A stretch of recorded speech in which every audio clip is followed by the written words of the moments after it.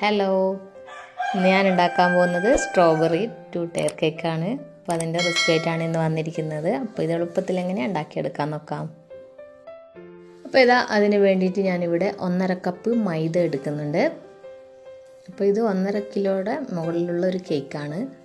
അപ്പോൾ ഇതിലോട്ട് 3 teaspoon cornflour ചേർത്ത് കൊടുക്കുന്നുണ്ട്. അപ്പോൾ ഇത് ഓപ്ഷണലാണ്, നിങ്ങളടുത്തുണ്ടെങ്കിൽ ചേർക്കുക. അപ്പോൾ നല്ല സോഫ്റ്റ് കിട്ടും കേക്കിന്. പിന്നെ 1/4 ടീസ്പൂൺ ബേക്കിംഗ് സോഡയും 1.5 ടീസ്പൂൺ ബേക്കിംഗ് പൗഡറും 1/4 ടീസ്പൂൺ ഉപ്പും കൂടെ ചേർത്ത് കൊടുക്കുന്നുണ്ട്. ഇതെല്ലാം കൂടെ നന്നായിട്ടൊന്ന് അരിച്ചെടുക്കാം. അപ്പോൾ 3 വട്ടം അരിക്കുക, അല്ലെങ്കിൽ ഇതേപോലെ ഒന്ന് നന്നായിട്ടൊന്ന് മിക്സ് ചെയ്ത് കൊടുക്കുക. ഇനി ഇതൊന്ന് മാറ്റി വെക്കുക. ഇനി നമുക്ക് കേക്കിനേക്ക് ആവശ്യമായിട്ടുള്ള മുട്ട എടുക്കണം. അപ്പോൾ ഞാനിവിടെ 6 മുട്ട എടുത്തിട്ടുണ്ട്. അതിലോട്ട് 1.5 ടീസ്പൂൺ വാനില എസൻസും കൂടെ ചേർത്ത് കൊടുക്കുന്നുണ്ട്. ഇതൊന്ന് ബീറ്റ് ചെയ്തെടുക്കുക. അപ്പോൾ ഇത് ബീറ്റ് ചെയ്ത് ഒന്ന് ചെറുതായിട്ടൊന്ന് ഫ്ലഫി ആയി വരുന്ന സമയത്ത് നമുക്കിതിലോട്ട് മധുരത്തിനാവശ്യമായ പഞ്ചസാര ചേർത്ത് കൊടുക്കണം. അപ്പോൾ ഇതാ ഞാനിവിടെ 1/4 കപ്പ് പൊടിക്കാത്ത പഞ്ചസാരയാണ് ചേർത്ത് കൊടുക്കുന്നത്. അപ്പോൾ ഇത് കുറേശ്ശെയായിട്ട് ഇട്ട് കൊടുത്ത് ഇതേപോലെ ഒന്ന് ബീറ്റ് ചെയ്തെടുക്കുക. അപ്പോൾ വലിയ തരിയുള്ള പഞ്ചസാരയാണെങ്കിൽ എന്തായാലും പൊടിച്ചതിന് ശേഷം ഇതിലോട്ട് മിക്സ് ചെയ്ത് കൊടുക്കുക, ബീറ്റ് ചെയ്യുന്ന സമയത്ത് തന്നെ. അപ്പോൾ ചെറിയ തരിയൊക്കെ ആണെങ്കിൽ നമുക്ക് ഡയറക്റ്റ് തന്നെ ഇതിലോട്ട് ചേർക്കാം. അപ്പോൾ ഇതാ നമ്മളെ മുട്ട നല്ലവണ്ണം പതഞ്ഞ് നല്ലൊരു ക്രീം പരുവത്തിലായിട്ടുണ്ട്. ഈ ഒരു സമയം നമുക്കിതിലോട്ട് 6 ടേബിൾ സ്പൂണോളം സൺഫ്ലവർ ഓയിൽ ഒഴിച്ച് കൊടുക്കുക. അതല്ലെങ്കിൽ ബട്ടർ മെൽറ്റ് ചെയ്ത് ഒന്ന് തണുത്തതിന് ശേഷം ഒഴിച്ച് കൊടുത്താൽ മതി. എന്നിട്ട് ജസ്റ്റ് ഇതേപോലെ ഒന്ന് മിക്സ് ചെയ്തെടുക്കാം. അപ്പോൾ അധികം ടൈം മിക്സ് ചെയ്യാൻ പാടില്ല. ഇനി നമുക്ക് ബീറ്ററിൻ്റെ ആവശ്യമില്ല, ബീറ്റർ മാറ്റാം. ഇനി ഇതിലോട്ട് ഞാനിപ്പോൾ ചേർക്കാൻ പോകുന്നത് ടൈഗറിൻ്റെ സ്ട്രോബെറി മിക്സാണ്. അപ്പോൾ ഈ ഒരു കളർ നമുക്ക് ആവശ്യത്തിനനുസരിച്ച് ഇതിലോട്ട് ഒഴിച്ചു കൊടുക്കുക. അപ്പോൾ ചെറിയൊരു കളർ കിട്ടും നമ്മളെ കേക്കിന്. അപ്പോൾ ഓവറായിട്ട് ചേർക്കണ്ട, അപ്പോൾ ഒരു ലൈറ്റ് റോസ് കളർ കിട്ടുന്ന ആ ഒരു രീതിയിൽ ചെയ്താൽ മതി. ഇത് അതിൻ്റെ കൂട്ടത്തിൽ തന്നെ നമ്മൾ നേരത്തെ അരിച്ചു മാറ്റി വെച്ചിരിക്കുന്ന മൈദയും കൂടെ ഇട്ട് ഒന്ന് സ്ലോയിൽ ഇതേപോലെ ഒന്ന് ഫോൾഡ് ചെയ്തെടുക്കുക. അപ്പോൾ ഞാനിപ്പോൾ വീഡിയോ ഒന്ന് ഫാസ്റ്റാക്കിയ കാരണമാണ് നമ്മൾ ഈ മിക്സ് ചെയ്യുന്നത് കുറച്ച് ഫാസ്റ്റായിട്ട് തോന്നുന്നത്. ഞാനെല്ലാം തന്നെ സ്ലോയിലാണ് ചെയ്യുന്നത്. അപ്പോൾ ഇതാ നമ്മളെ കേക്ക് ബാറ്റർ ഇവിടെ റെഡി ആയിട്ടുണ്ട്. ഇനി ഇതിൽ നിന്ന് ഹാഫ് പോർഷൻ എടുത്തിട്ട് നമുക്ക് 8 ഇഞ്ചിൻ്റെ ഒരു ടിന്നിലോട്ട് ഇതേപോലെ ഒന്ന് ഒഴിച്ച് കൊടുക്കാം. ഇനി ബാക്കി ഒരു 6 ഇഞ്ചിൻ്റെ ടിന്നിലോട്ടും ഇതേപോലെ ഒന്ന് ഒഴിച്ച് കൊടുക്കാം. അപ്പോൾ അതിൻ്റെ 2ൻ്റെ അടിവശം ഞാൻ ബട്ടർ പേപ്പർ വെച്ചിട്ട് ഒന്ന് ഒട്ടിച്ച് വെച്ചിട്ടുണ്ട്, നമ്മൾ അടിവശം ഒന്ന് കരിഞ്ഞു പോകാതിരിക്കാൻ വേണ്ടിയിട്ട്. അപ്പോൾ ഇതാ അത് നമ്മളെ കേക്ക് പെട്ടെന്ന് ഇളകി വരാൻ വേണ്ടിയിട്ടും കൂടിയാണിത്. അപ്പോൾ എന്തായാലും ബട്ടർ പേപ്പർ വെച്ച് കൊടുക്കാൻ വേണ്ടി ശ്രദ്ധിക്കുക. എന്നിട്ട് ഇതേപോലെ നന്നായിട്ട് 5-6 വട്ടം ഒന്ന് ടാപ്പ് ചെയ്യാം. അപ്പോൾ ഞാനിപ്പോൾ ഇത് ഓവനിലാണ് ചെയ്യുന്നത്. അപ്പോൾ ഓവനില്ലാത്തവരാണെങ്കിൽ നല്ല അടികട്ടിയുള്ള പാത്രത്തിലോട്ടൊരു റിങ് വെച്ചതിന് ശേഷം ഇതൊന്നതിലിറക്കി വെച്ച് ഒരു 30-40 മിനിറ്റോളം ഒന്ന് ലോ ഫ്ലെയിമിൽ, മീഡിയം ടു ലോ ഫ്ലെയിമിൽ ബേക്ക് ചെയ്തെടുത്താൽ മതി. അപ്പോൾ ഞാൻ ഓവനിൽ 160 ഡിഗ്രിയിൽ 25 മിനിറ്റാണ് വെച്ചിട്ടുള്ളത്. അപ്പോൾ ഇതാ ഞാനിതിലോട്ട് വേണ്ടിയിട്ടുള്ള വിപ്പിംഗ് ക്രീം ഇവിടെ ബീറ്റ് ചെയ്തെടുക്കുന്നുണ്ട്. അപ്പോൾ 2 കപ്പ് വിപ്പിംഗ് ക്രീമാണ് ഞാനിത് എടുത്തിട്ടുള്ളത്. ഫിയോണയുടെ ക്രീമാണ് എടുത്തിട്ടുള്ളത് കേട്ടോ. ഇതൊന്ന് നന്നായിട്ട് ബീറ്റായി വന്നിട്ടുണ്ട്. അപ്പോഴേക്കും നമ്മളെ കേക്കും ഇവിടെ ബേക്കായി വന്നിട്ടുണ്ട്. നല്ല അടിപൊളി സോഫ്റ്റ് ആയിട്ടുള്ളൊരു കേക്ക് തന്നെയാണ് നമുക്കിത് കിട്ടിയിട്ടുള്ളത്.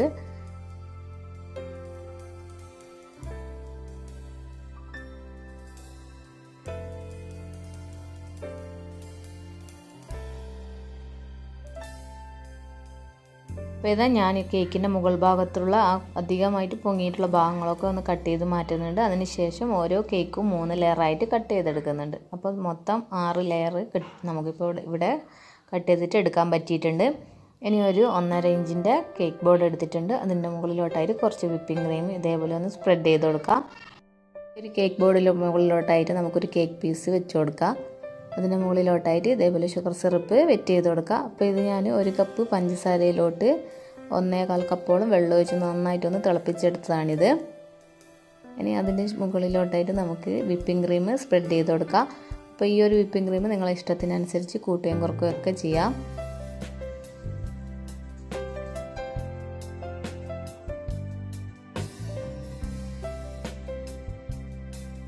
വിപ്പിംഗ് ക്രീം സ്പ്രെഡ് ചെയ്തതിന് ശേഷം ഞാൻ ഇതിൻ്റെ മുകളിലോട്ടായിട്ട് കണ്ടൻസ്ഡ് മിൽക്കാണ് ഒഴിച്ച് കൊടുക്കുന്നത്. അപ്പോൾ ഇതിന് പകരമായിട്ട് നിങ്ങൾക്ക് വൈറ്റ് ചോക്ലേറ്റ് മെൽറ്റ് ചെയ്തിട്ടുണ്ടെങ്കിൽ അത് ചേർത്ത് കൊടുത്താലും മതി. അപ്പോൾ കണ്ടൻസ്ഡ് മിൽക്കാണെങ്കിൽ നല്ലൊരു ടേസ്റ്റ് ഉണ്ടാവും. പിന്നെ അതിന് മുകളിലോട്ട് കുറച്ച് നട്ട്സും കൂടെ ചേർത്ത് കൊടുക്കുന്നുണ്ട്. ഇനി അതേപോലെ രണ്ടാമത്തെ ലെയറും സെയിം നമ്മൾ ചെയ്ത പോലെ തന്നെ ചെയ്യാം. പക്ഷെ ഞാൻ മിൽക്ക് മെയ്ഡിന് പകരം വൈറ്റ് ചോക്ലേറ്റ് ഗ്രേറ്റ് ചെയ്താണ് രണ്ടാമത്തെ ലെയറിൽ വെച്ച് കൊടുത്തിട്ടുള്ളത്. ഇനി ഇത് മുഴുവനായിട്ട് വീണ്ടും ഇതേപോലെ ഒന്ന് വെറ്റ് ചെയ്തതിന് ശേഷം ക്രീം എല്ലായിടത്തും ആകുന്ന രീതിയിലൊന്ന് സ്പ്രെഡ് ചെയ്തോട്ട് ഒന്ന് നന്നായിട്ട് ക്രീം എല്ലായിടത്തും ആയിട്ടൊന്ന് ഐസിങ് ചെയ്തെടുക്കണം.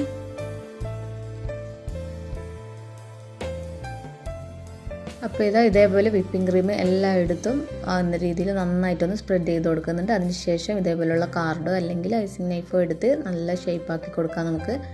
അപ്പോൾ ഒന്നും കൂടെ ഈസി ഇങ്ങനെ ഈ ഒരു രീതിയിലുള്ള കാർഡായിരിക്കും. അപ്പോൾ എനിക്കിതാണ് ഈസി. അപ്പോൾ ഇതിൻ്റെ കോർണറൊക്കെ ഇതേപോലെ ഒന്ന് നന്നായിട്ടൊന്ന് ഷേപ്പ് ചെയ്ത് കൊടുക്കാം.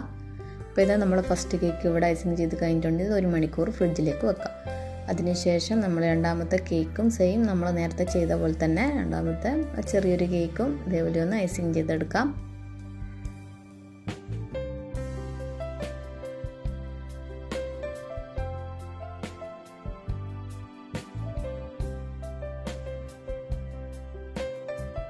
രണ്ടാമത്തെ കേക്കും ഐസിങ് ചെയ്ത് കഴിഞ്ഞിട്ടുണ്ട്. ഇനി ഇതും 1 മണിക്കൂറോളം ഒന്ന് ഫ്രിഡ്ജിലോട്ട് മാറ്റാം. അപ്പോൾ ഇത് 1 മണിക്കൂറിന് ശേഷം ഞാൻ ഈ ഒരു വലിയൊരു കേക്ക് എടുത്തിട്ടുണ്ട്. അപ്പോൾ അതിൻ്റെ ഹൈറ്റിനനുസരിച്ച് നമുക്കൊരു സ്ട്രോ എടുത്ത് ഇതേപോലെ ഒന്ന് സെൻറ്ററിൽ ഒരു 5 അടുത്തായിട്ട് ഇതേപോലെ ഒന്ന് കുത്തി വെച്ച് കൊടുക്കാം. അപ്പോൾ നമ്മൾ ഇതിൻ്റെ മുകളിൽ വെക്കുന്ന കേക്ക് ഒന്ന് സേഫ്റ്റി ആയിട്ട് നിൽക്കാൻ വേണ്ടിയിട്ടാണ് അങ്ങനെ ചെയ്യുന്നത്. അപ്പോൾ ഇത് നമ്മളെ മുകൾ ഭാഗത്തെ കേക്കും ഇവിടെ ഞാൻ ഫ്രിഡ്ജിൽ നിന്ന് എടുത്തിട്ടുണ്ട്. ഇത് നല്ല കെയർ ചെയ്ത് ആ ഒരു ചെറിയൊരു കേക്ക് നമുക്ക് മെല്ലെ ഈ കേക്ക് ബോർഡിൽ നിന്ന് എടുത്ത് നമ്മളെ വലിയ കേക്കിൻ്റെ മുകളിലോട്ടായിട്ട് ഇതേപോലെ നല്ല കെയർ ചെയ്തിട്ട് വേണം വെക്കാൻ വേണ്ടിയിട്ട്. അപ്പോൾ ജസ്റ്റ് അങ്ങോട്ടും ഇങ്ങോട്ടും ആയിപ്പോയാലും ഒന്ന് ജസ്റ്റ് ഒന്ന് വീണ്ടും അതേപോലെ ഒന്ന് റെഡിയാക്കി എടുക്കാം.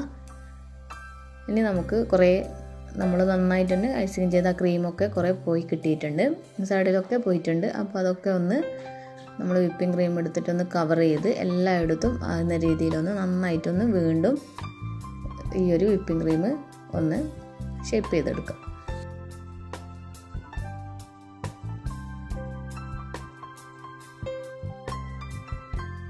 അപ്പോൾ ഇതാ നമ്മളെ കേക്കിൻ്റെ എല്ലാ ഭാഗത്തും ക്രീം വീണ്ടും ഞാൻ സ്പ്രെഡ് ചെയ്ത് കൊടുത്ത് എത്താത്ത എല്ലാ ഭാഗത്തും ഒരേപോലെ ഒന്ന് ആക്കി കൊടുത്തിട്ടുണ്ട്. അതിനുശേഷം ഇതൊന്ന് ഫ്രിഡ്ജിലോട്ട് വെക്കണം. 1 മണിക്കൂർ എന്തായാലും നന്നായിട്ട് തണുക്കാൻ വേണ്ടി കേക്ക് വെക്കണം. ഇനി നമുക്ക് ഇതിലോട്ടുള്ള ഗനാശ് തയ്യാറാക്കാൻ വേണ്ടിയിട്ട് ഞാനിവിടെ ചോക്ലേറ്റ് എടുത്തിട്ടുണ്ട്.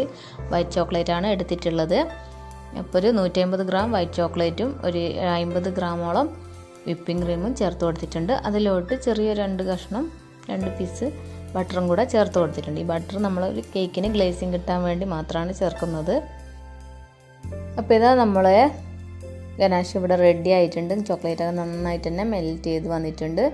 ഇനി ഇതൊന്ന് ജസ്റ്റ് ഒന്ന് തണുക്കാൻ വേണ്ടി വെക്കണം. അപ്പോൾ ഇത് ജസ്റ്റ് ഒന്ന് തണുത്തതിന് ശേഷം നമുക്കിതിലോട്ട് വീണ്ടും സ്ട്രോബെറിയുടെ ആ ഒരു മിക്സിൻ്റെ കളറ് ഒന്ന് ചേർത്ത് കൊടുക്കുക. അപ്പോൾ നമുക്ക് എത്രയാണോ കളർ ആവശ്യം അതിനനുസരിച്ച് ചേർത്ത് കൊടുക്കുക.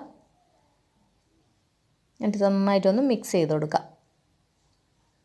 അപ്പോൾ നമ്മളെ സ്ട്രോബെറി ഗനാഷ് ഇവിടെ റെഡി ആയിട്ടുണ്ട്.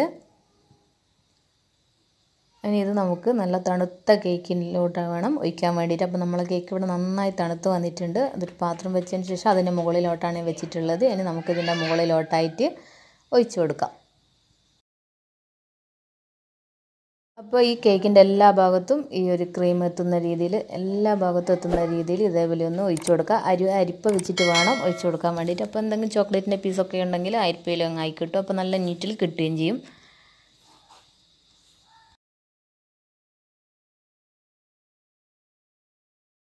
അപ്പോൾ ബാക്കിയുള്ള ഡെക്കറേഷൻസ് വീഡിയോ ഒക്കെ എൻ്റെ നിന്ന് മിസ്സായി പോയിട്ടുണ്ട്. അപ്പോൾ ഇതാണ് കേക്കിൻ്റെ ആ ലാസ്റ്റ് ഫോട്ടോ. അപ്പോൾ ഈ ഒരു രീതിയിലാണ് ഞാൻ ചെയ്തെടുത്തിട്ടുള്ളത്. അപ്പോൾ എല്ലാവരും ഇതൊന്ന് ട്രൈ ചെയ്ത് നോക്കുക. നല്ല ടേസ്റ്റി ആയിട്ടുള്ളൊരു കേക്ക് തന്നെയാണ്, അതേപോലെ ഈസിയാണ്. അപ്പോൾ എന്തായാലും നിങ്ങളിതൊന്ന് ട്രൈ ചെയ്തിട്ട് ഫീഡ്ബാക്കൊക്കെ ഒന്ന് അറിയിക്കുക കേട്ടോ. അപ്പോൾ ഇഷ്ടമായിട്ടുണ്ടെങ്കിൽ ലൈക്ക് ചെയ്യുക, കമൻറ്റ് ചെയ്യുക, ഷെയർ ചെയ്യുക. സബ്സ്ക്രൈബ് ചെയ്യാത്തവരുണ്ടെങ്കിൽ സബ്സ്ക്രൈബ് ചെയ്യുക കേട്ടോ. അപ്പോൾ ഇതേപോലെയുള്ള എളുപ്പത്തിൽ ഉണ്ടാക്കാൻ പറ്റുന്ന റെസിപ്പി ആയിട്ട് വരാം. താങ്ക്